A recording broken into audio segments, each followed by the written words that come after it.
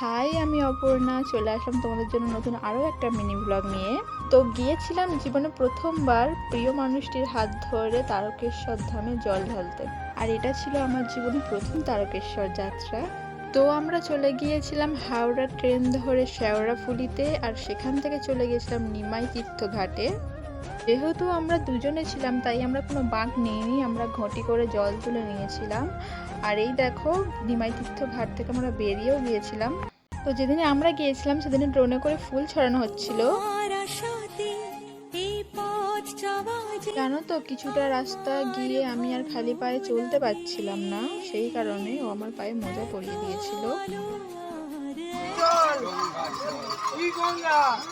আরও ওইভাবেই সারা রাস্তা আমার হাত ধরে রেখেছিল। আর এভাবে দেখতে দেখতে অনেকটা পথ চলার পর অবশেষে আমরা পৌঁছে গেলাম তারকেশ্বরের গেটের কাছে।